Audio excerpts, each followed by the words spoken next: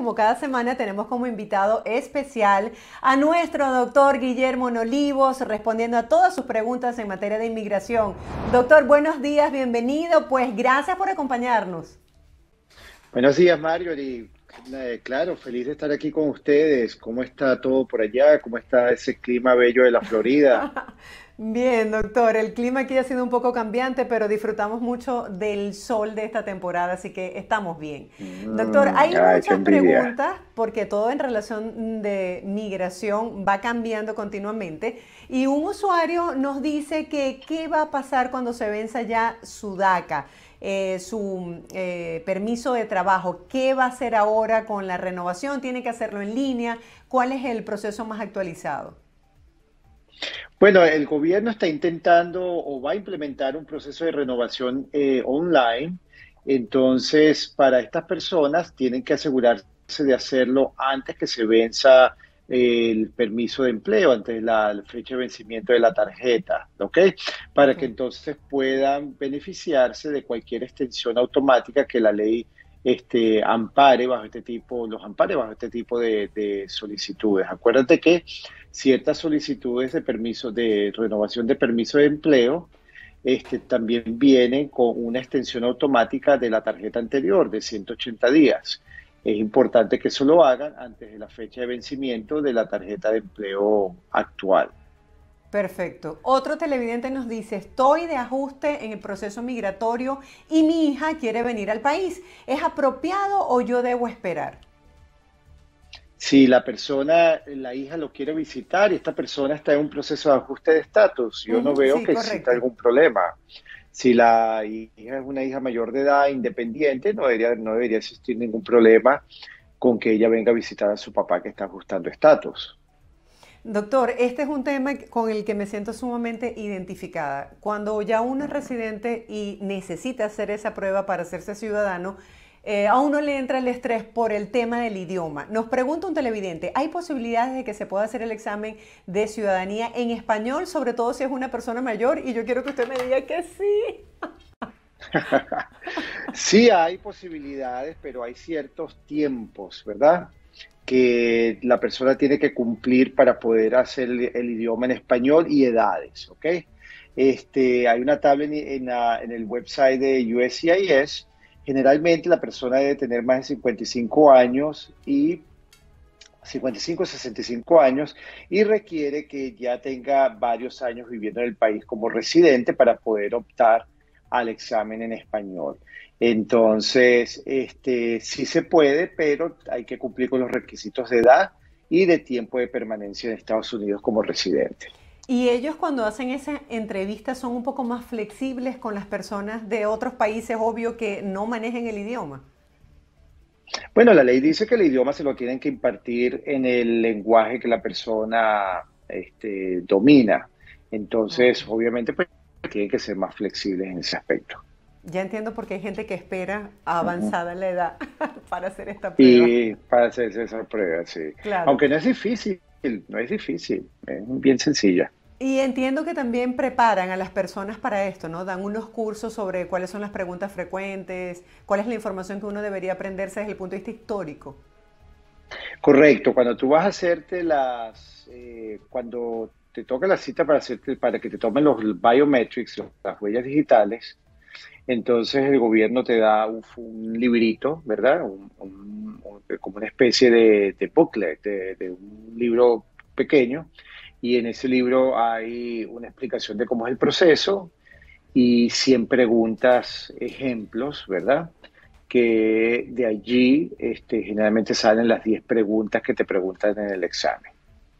Yo no me puedo ni imaginar cómo sería esa celebración. Yo no sé si usted lo hizo, supongo que sí. Cuando uno ya tiene esa banderita, todo lo que cuesta llegar hasta ahí, ¿no? Bueno, claro, sí, es como que el final de un viaje, de una meta que te propusiste y llegaste, pues, igual como cuando te graduaste de tu carrera, igual cuando hiciste tu maestría, cuando te casaste, es lo mismo. Esto es un proceso que el resultado final para muchas personas, porque no todos les interesa hacerse ciudadanos americanos, pero para muchas personas que sí les interesa, entonces ya la culminación de un proyecto. Y bueno, uno aprecia el haber llegado, aprecia las ventajas de ser ahora ciudadano americano. Eso no quiere decir que uno se olvide de sus raíces, Claro. pero bueno, está ahora uno en otro país, o con otro esquema, otras oportunidades, y eso es lo que uno se enfoca. Así es, la meta alcanzada y Ujú. desde ahorita visualizarla Correcto, para llegar hasta ahí. Doctor, si yo tengo alguna exacto. multa, nos pregunta alguien, alguna multa de tráfico, ¿eso pudiera interferir en mi residencia o ciudadanía? No, generalmente las multas por tráfico no influyen en este tipo de casos, ¿ok?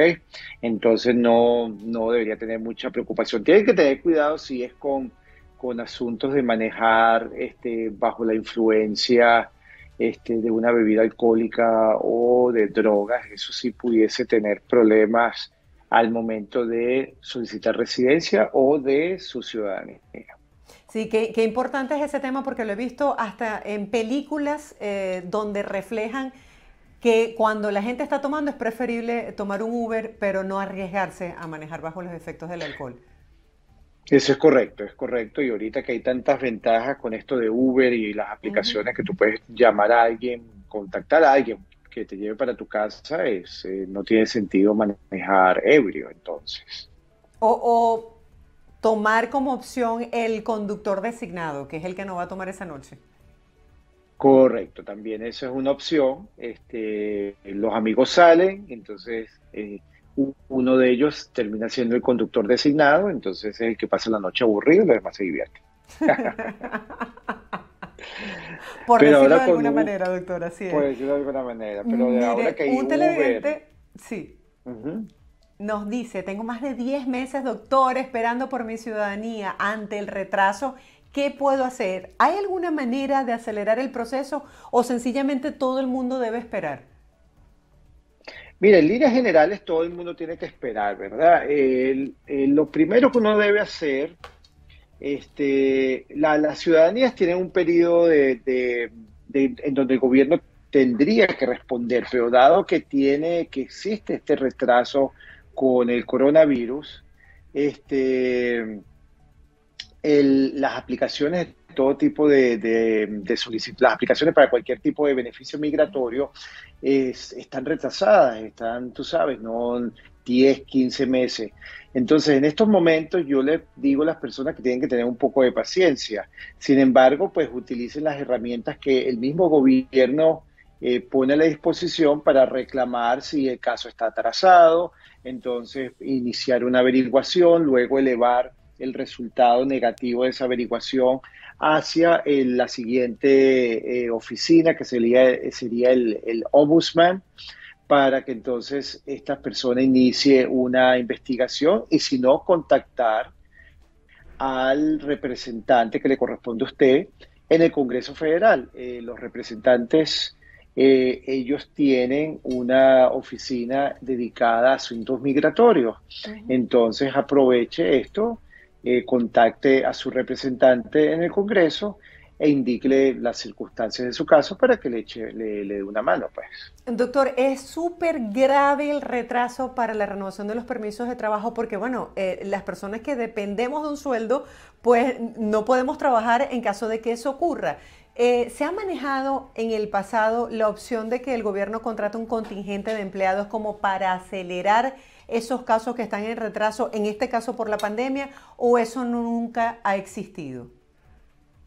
Bueno, el gobierno siempre busca la manera de, en algún momento, solventar el problema, ¿verdad? Sea porque lo demandaron, ¿verdad? Entonces, una organización de inmigrantes demandó al gobierno, y entonces la corte le exige, pues, al gobierno cumplir. O el mismo gobierno actúa tomando medidas como la que tú nombraste, contratar más personas, subcontratar a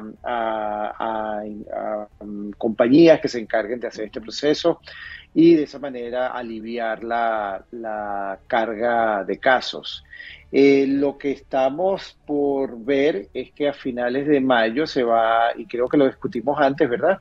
Se va a iniciar un proceso donde si tú quieres solicitar un trámite expedito de tu Ah, permiso de sí. trabajo, pues lo Ujú. vas a poder hacer claro, el costo es $1.500, ¿ok? Y lo vas a obtener en 30 días.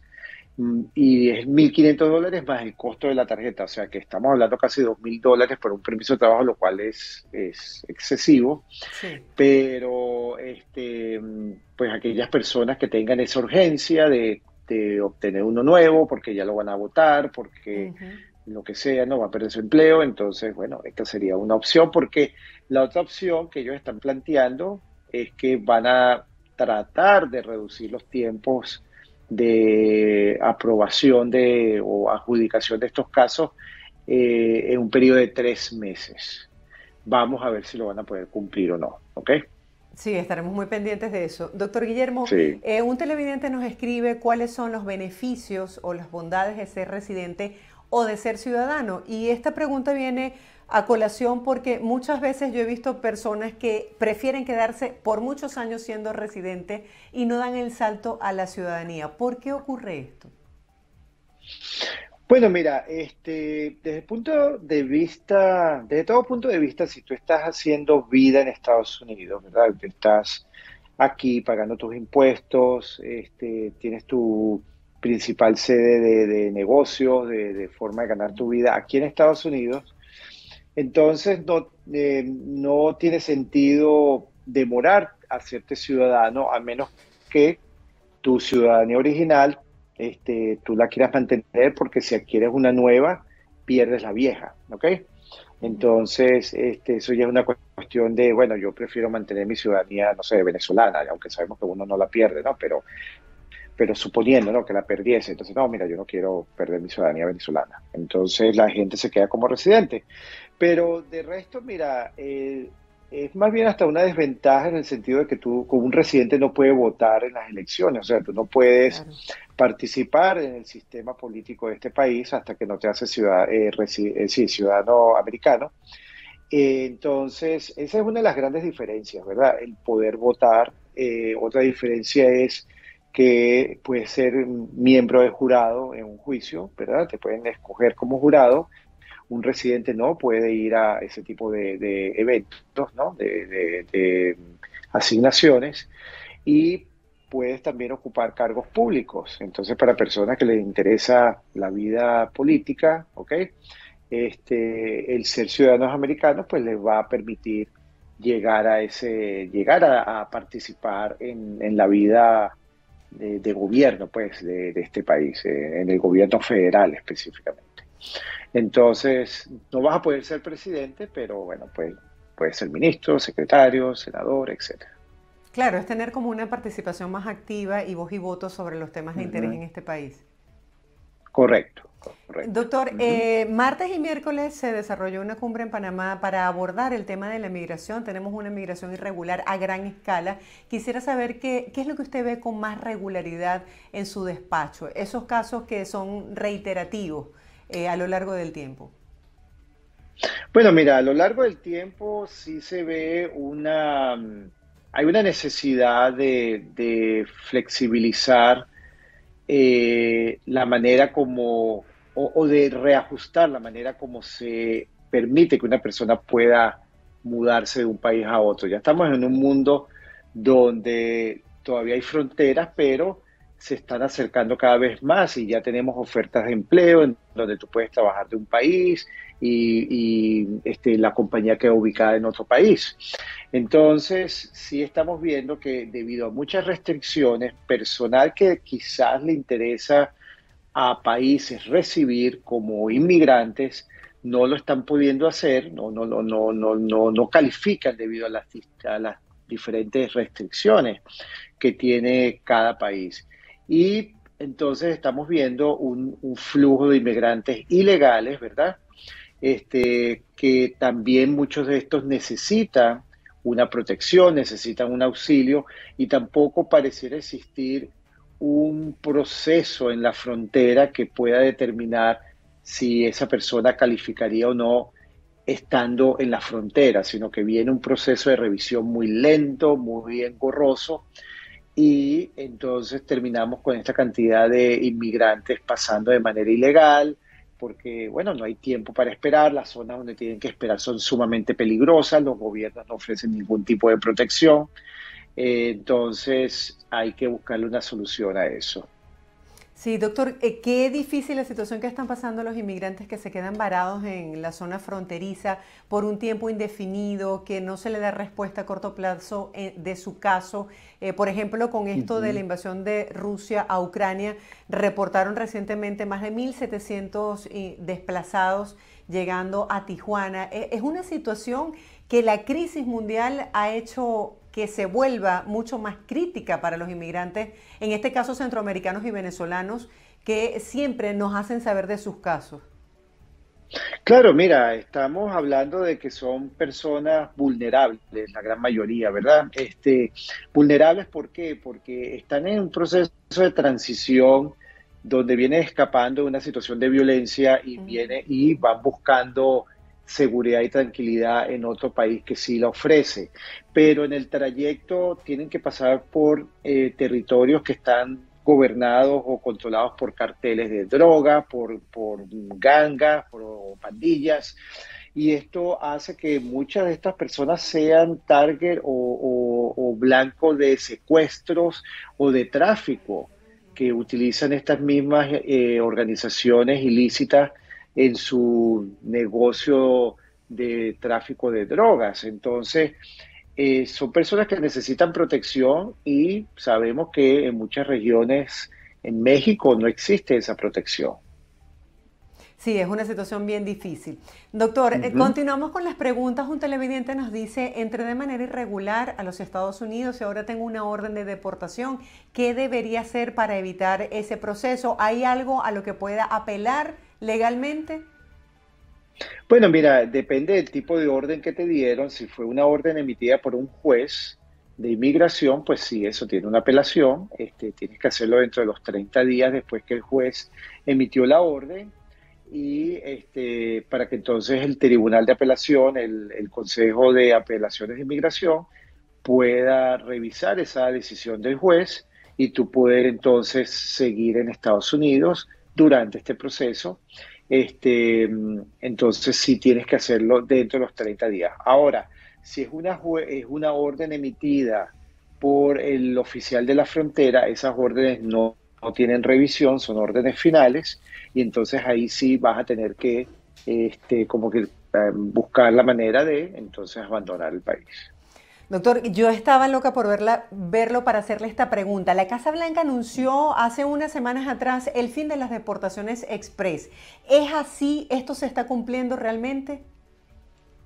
Mira, es difícil que la Casa Blanca diga que el fin de las deportaciones express, porque eso es algo que está en la ley, ¿verdad? Es algo que el oficial de deportación tiene la discreción y también la obligación de realizarlo si él se encuentra con una persona que está cruzando la frontera de manera ilegal, ¿ok? Entonces, que existan directrices del gobierno para darle más oportunidades a esta persona de presentar un caso, bueno, sí existe, el gobierno puede hacer eso, ¿ok? Pero yo no lo llamaría el fin de las órdenes de deportación express, ¿ok? Ya que si tú entras por un aeropuerto y tienes un descubre en cuanto estás pasando por inmigración que has trabajado ilegalmente en el país en viajes anteriores, que no cumpliste con los términos de tu visa, en ese momento puede haber una deportación express. Entonces, a menos que la persona manifieste tener miedo de regreso, miedo de persecución si lo regresa a su país. Pero de no ser así, los oficiales de inmigración tienen toda la facultad para deportar a esta persona. Doctor, actualícenos un poco, por favor, sobre el tema de los tiempos en la solicitud de asilo. ¿Las entrevistas se están dando rápidamente o hay un retraso en el proceso? ¿Cómo va eso? Mira, sí, los casos se están empezando a agilizar lentamente, ¿ok? No como los tiempos antes de la pandemia, pero sí están empezando a llamar a casos para entrevistas. Entonces sí se está viendo un pequeño movimiento, tú sabes, pasos de tortuga, pero sí, las cortes sí están más activas, los casos en la corte sí están avanzando de manera mucho más rápida. ¿Cuáles son los casos que tienen mayor relevancia? ¿Cómo se ve la diferencia en la asesoría de un caso cuando es asesorado por un abogado o cuando la persona lo hace de manera natural, autónoma? Le pregunto esto porque hay mucha divergencia, la gente cree que puede mentir, que puede exagerar historias, que puede buscar falsas evidencias. Quisiera que nos ilustrara un poquito sobre lo que se debe hacer y lo que no se debería hacer para sustentar un caso de asilo. Bueno, mira, lo que tú debes hacer siempre es decir la verdad, ¿ok? No le mientas a un oficial de inmigración. Acuérdate que el gobierno de Estados Unidos capacita a sus oficiales y tiene todos los recursos para determinar si lo que tú estás diciendo puede ser falso o no. Sí. Ellos tienen herramientas. No es iluso pensar que tú puedes engañar pues, a un oficial de inmigración fácilmente. Crear o traer documentos falsos es grave, es un delito. Pues, eso se llama introducir aplicaciones de asilo frívolas, y la consecuencia es que te veten de cualquier beneficio migratorio, no solamente tu solicitud de asilo, pero inclusive si te casas con un ciudadano americano, si tienes hijos en Estados Unidos que luego cumplen 21 años y te solicitan como inmigrante, vas a quedar excluido de todas esas auxilios migratorios, beneficios migratorios. Entonces, ¿cuál es la diferencia cuando una persona presenta su caso por sí misma a cuando la presenta con un abogado? Bueno, al menos que la persona tenga la capacidad de entender el proceso, entender las leyes, estar familiarizado con el sistema, cómo se presentan las evidencias, qué es lo que se debe decir, ¿verdad?, de la historia.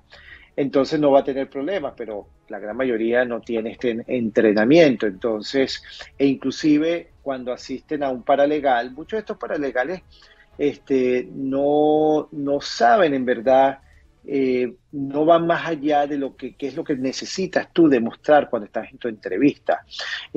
Simplemente pues narran unos hechos de violencia, pero no establecen la conexión entre la violencia y la razón por la cual tú estás pidiendo asilo.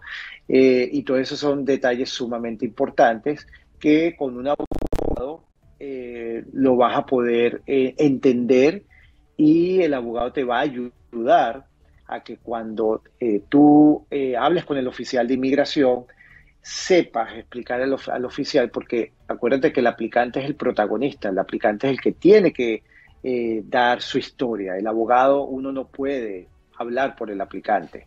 Entonces, el aplicante es el que tiene que entender de qué se trata su caso y manifestar, comunicarle al oficial de asilo qué fue lo que ocurrió, y entender por qué el oficial le está haciendo esas preguntas y saber qué responder.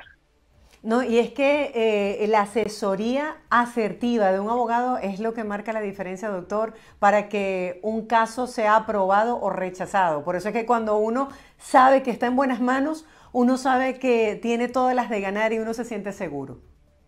Sí, claro, acuérdate que eso es cuando tú te duele el oído y vas a una persona que te da masajes. Entonces esa persona no sabe nada del oído, ¿ok? Claro. Entonces, este, Cierto, así es. eh, a mí me sorprende mucho, y entiendo que a veces el tema financiero, económico, correcto, pero cuando llega a la oficina y me dicen, bueno, esto me ayudó un amigo que es abogado. Ah, qué bueno. ¿Y dónde practica él? ¿Dónde tiene la oficina? Ah, no, no, no, él es abogado en mi país. Entonces Sí, suele ocurrir.